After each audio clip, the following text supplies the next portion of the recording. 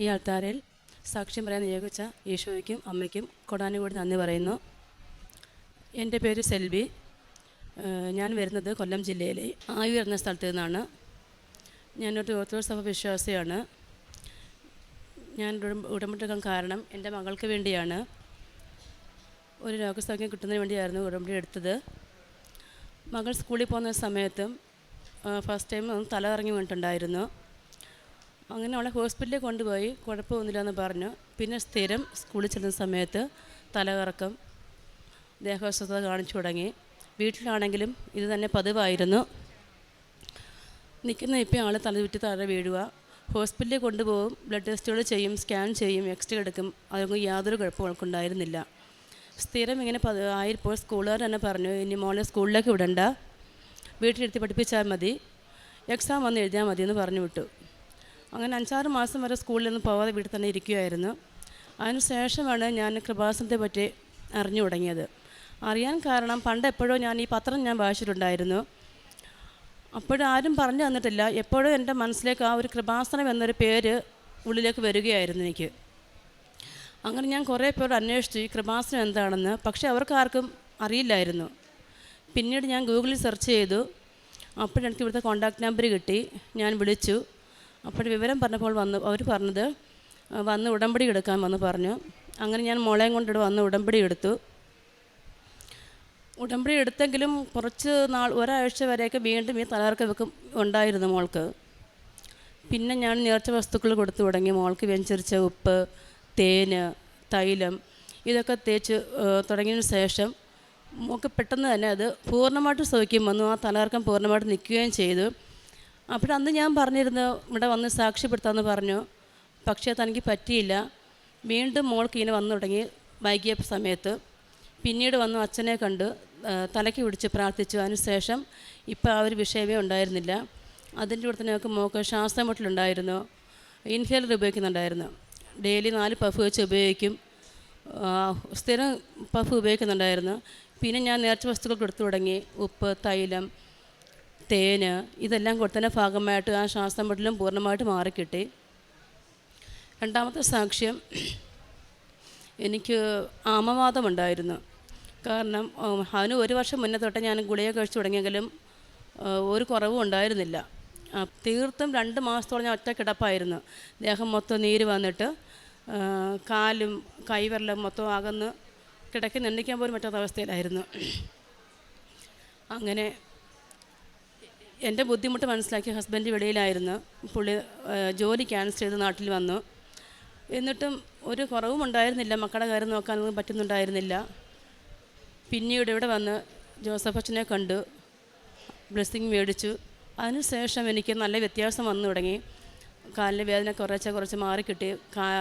ദേഹത്തെ നീര് മാറിക്കിട്ടി. അപ്പം ഞാൻ നേർച്ച വസ്തുക്കളായ തേനും ഉപ്പും ഒക്കെ ഉപയോഗിക്കുന്നുണ്ടായിരുന്നു. പിന്നെ എനിക്ക് വലിയ കുഴപ്പങ്ങളുണ്ടായിരുന്നില്ല. അതിനുശേഷം പിന്നെ എനിക്ക് ബ്ലീഡിങ് വന്നു തുടങ്ങി. നല്ല രീതിയിൽ ബ്ലീഡിങ് വരുന്നുണ്ടായിരുന്നു. എനിക്ക് ഒരു കുറവും ഉണ്ടായിരുന്നില്ല. അങ്ങനെ ഹോസ്പിറ്റലിൽ പോയി ഡോക്ടറെ കണ്ടതിന് ശേഷം 6 മാസം വരെ മെഡിസിൻ ഉപയോഗിക്കാൻ പറഞ്ഞു. ഞാനൊരു 4-5 മാസം വരെ മെഡിസിൻ ഉപയോഗിച്ചു. അതിനുശേഷം ഞാൻ തന്നെ അത് മെഡിസിൻ സ്റ്റോപ്പ് ചെയ്തു. പിന്നീട് ഞാൻ ഇവിടുത്തെ നേർച്ച വസ്തുക്കൾ ഉപയോഗിച്ച് തുടങ്ങി. ഉപ്പാണെങ്കിലും തേനാണെങ്കിലും തൈലം എല്ലാം ഞാൻ ഉപയോഗിച്ച് തുടങ്ങി. 1 വർഷത്തോളം കഴിഞ്ഞ ശേഷം ഞാൻ പോയി സ്കാൻ ചെയ്ത് തുടങ്ങിയത്. അപ്പോഴെനിക്ക് യാതൊരു കുഴപ്പമായിട്ടുണ്ടായിരുന്നില്ല. ബ്ലീഡിങ്ങും പൂർണ്ണമായിട്ട് നിന്നു. അപ്പോൾ വേറെ ഒരുപാട് അനുഗ്രഹങ്ങൾ മാതാവ് തന്നിട്ടുണ്ട്. എനിക്ക് ത്തോളം അനുഗ്രഹം തന്ന മാതാവിനും ഈശോയ്ക്കും 1000 നന്ദി രേഖപ്പെടുത്തുന്നു. പ്രേക്ഷിത പ്രവർത്തനമായിട്ട് ഞാൻ ചെയ്തത് ഇവിടുന്ന് പത്രം വാങ്ങിച്ച് ഞാനും മക്കളും ചേർന്നായിരുന്നു പുറത്ത് കൊണ്ട് പോയിക്കൊണ്ടിരുന്നത്.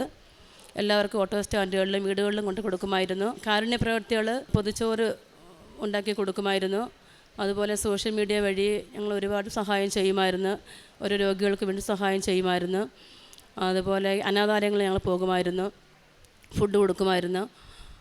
പിന്നെ ആത്മീയമായിട്ട് ഞാൻ വളർന്നതെന്ന് വെച്ച് കഴിഞ്ഞാൽ ബൈബിൾ വായന, 1/2 മണിക്കൂർ ബൈബിൾ വായന മുടങ്ങാതെ വായിക്കും. അത് കഴിഞ്ഞിട്ട് ഇവിടുത്തെ അച്ഛൻ്റെ ഡെയിലി ബ്ലഡ് കൂടും. പിന്നെ അത് ഷെയർ ചെയ്യും. ഉടമ്പടി സാക്ഷ്യങ്ങൾ കേൾക്കും, ധ്യാനം കൂടും.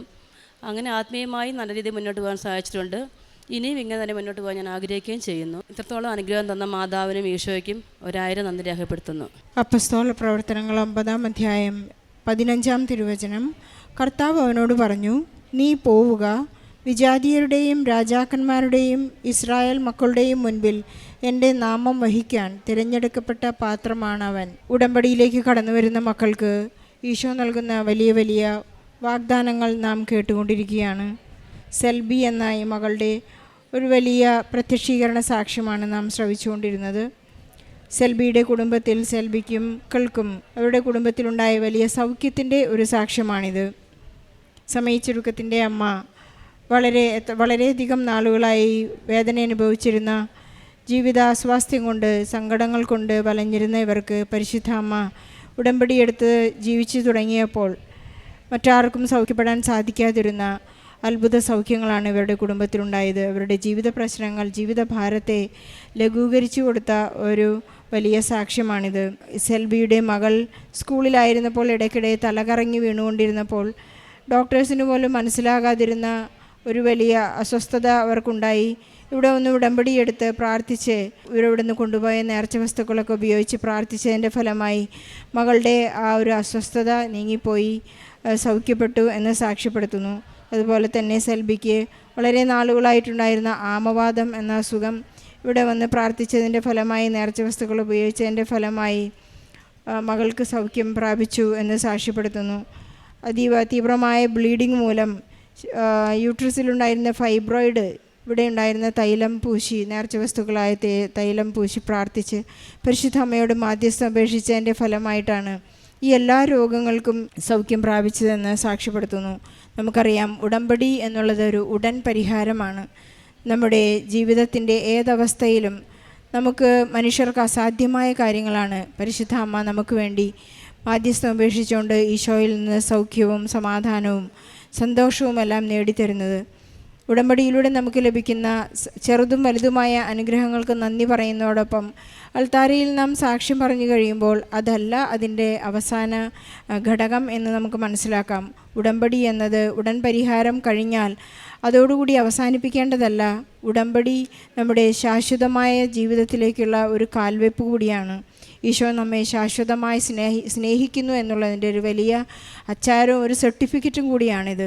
നമുക്ക് ഈശോയെ എപ്പോഴും സ്നേഹിച്ചുകൊണ്ടിരിക്കാം. പരിശുദ്ധ അമ്മ നമ്മോടുകൂടെ സഞ്ചരിക്കുകയും ആ സാമീപ്യം നമുക്ക് അനുഭവിക്കുകയും ചെയ്യാം. സെൽബിക്കും കുടുംബത്തിനും ലഭിച്ച എല്ലാ അനുഗ്രഹങ്ങൾക്കും ഈശോയ്ക്കും പരിശുദ്ധ അമ്മയ്ക്കും നല്ലൊരു കയ്യടിയോടെ ഈ സാക്ഷി നമുക്ക് സമർപ്പിക്കാം. അത്യപൂർവ ദൈവാനുഭവങ്ങൾ ഇനി നിങ്ങൾക്കും സ്വന്തം. ഈ യൂട്യൂബ് ചാനൽ ഇതുവരെ സബ്സ്ക്രൈബ് ചെയ്തിട്ടില്ലെങ്കിൽ ഇപ്പോൾ തന്നെ സബ്സ്ക്രൈബ് ചെയ്യുക. ഈ വീഡിയോ ഇപ്പോൾ തന്നെ നിങ്ങളുടെ സുഹൃത്തുക്കൾക്ക് ഷെയർ ചെയ്തുകൊണ്ട് കർത്താവിൻ്റെ പ്രേക്ഷിതരാകുക.